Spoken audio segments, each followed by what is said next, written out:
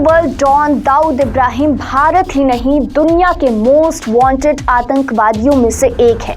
उस पर global terrorist का ठप्पा है। इंटरपोल की रेड लिस्ट में उसका नाम है। सिर पर 25 मिलियन अमेरिकी डॉलर का इनाम है।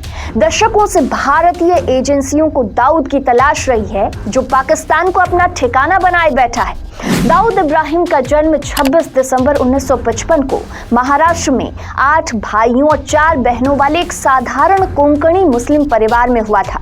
दाऊद के पिता इब्राहिम कासकर मुंबई पुलिस में हेड कांस्टेबल थे। मां अमीना एक हाउसवाइफ थी।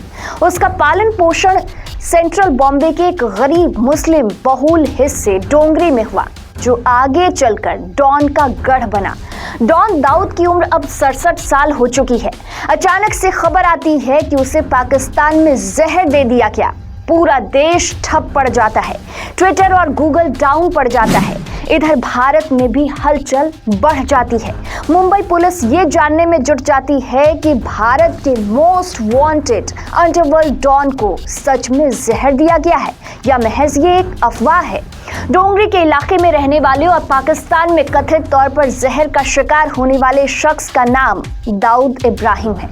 एक समय ऐसा भी था जब बंबई की सड़कों पर दाऊद का नाम पुकारने की हिम्मत किसी की नहीं हुआ करती थी। साल 1955 में महाराष्ट्र के रत्नागिरी में दाऊद इब्राहिम पैदा हुआ। दाऊद के माता पिता ने उसका नाम शेख दाऊद इब्राहिम कासकर रखा। पिता शेख इब्राहिम अली कासकर मुंबई पुलिस में हवलदार हुआ करते थे। परिवार आम जिंदगी चाहता था, लेकिन जैसे जैसे दाऊद बड़ा होता गया, उसमें लग्जरी लाइफ जीने की चाहत बढ़ती गई। वह मोहल्ले के आवारा लड़कों के साथ घूमने लगा।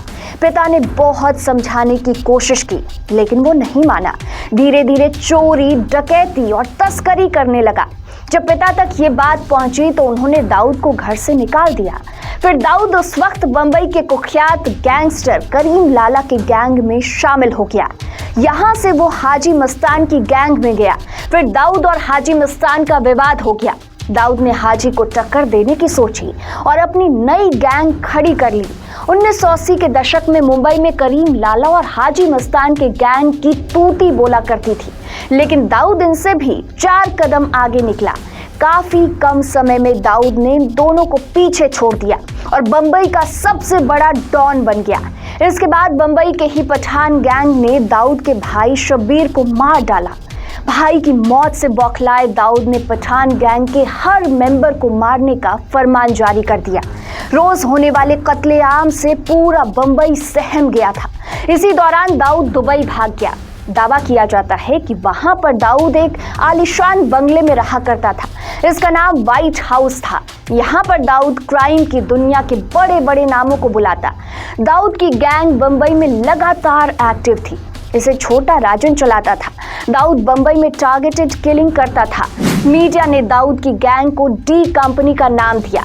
डी कंपनी सुपारी किलिंग, पैसे की उगाही, हथियार तस्करी और ड्रग तस्करी के अलावा आतंकी गतिविधियों में भी लिप्त थी। दाऊद के पास इतना पैसा हो गया कि वो फिल्म इंडस्ट्री में भी इन्वेस्ट करने लगा। वह दूसरों के नाम से फिल्मों में पैसा लगाने लगा। तभी दाऊद का नाम 1993 बॉम्ब ब्लास्ट में आया। इस ब्लास्ट में करीब 250 लोग मारे गए। इसके बाद मुंबई पुलिस एक्टिव हुई और दाऊद का दखल खत्म करने के लिए एनकाउंटर ऑपरेशन शुरू किया। सैकड़ों एनकाउंटर करने के बाद मुंबई से दाऊद का प्रभाव हटा। 1993 की घटना के बाद भारत सरकार ने दाऊद को मोस्ट वांटेड अपराधी घोषित कर दिया। 2003 में भारत ने अमेरिका की मदद से दाऊद को ग्लोबल टेररिस्ट घोषित करा दिया। फोर्ब्स मैगजीन 2011 में दुनिया की मोस्ट वांटेड टॉप 10 अपराधियों की लिस्ट जारी हुई। इसमें दाऊद पहले नंबर पर था। ये दावा भी किया जाता है कि 26/11 के हमले में भी दाऊद का हाथ है।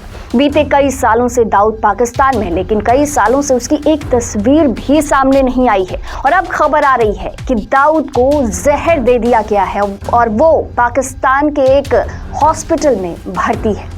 फिलहाल के लिए इतना ही। और भी ऐसी खबरों के लिए देखते रहिए पंचतत्व। नमस्कार।